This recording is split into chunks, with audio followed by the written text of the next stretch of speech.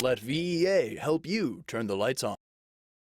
So as I said earlier, it used to be one receiving pond and two overflow ponds. And what we're doing to remediate the hazards left by the former owner is we're building a brand new pond, and it's lined as a receiving pond. And then the second pond that's already there is actually going to be rebuilt and relined. And this is so that we have two ponds, so we can take one off for maintenance, so we can be sure that the maintenance issues that happened with the ponds in the past can never happen again.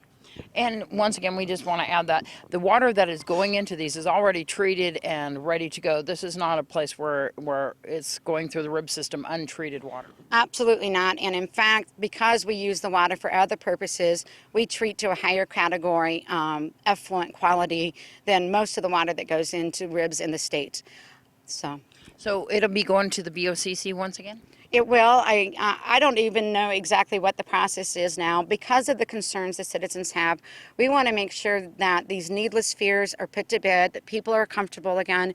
We've invited the Water District Board and the BOCC and a couple concerned citizens that came up to tour the plant so that they can see the state-of-the-art processes and can be assured of the quality that we're putting out. Talk about the pharmaceutical fears. What's going on with that? I think, there's a lot of talk. We are a high-tech world these days, and there's a lot of things that we can now test for. I think that these fears are needless.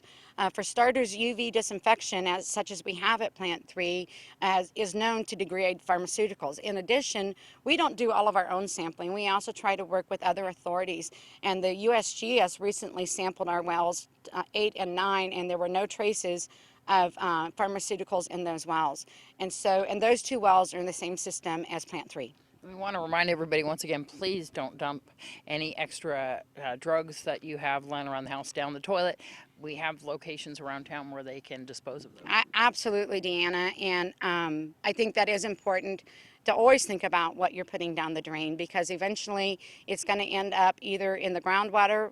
It may mess up your own septic. It may come to the plant and mess up the plant. Think carefully about what you put down the drain. I mean, we know what's meant to go down the drain and we know what's not.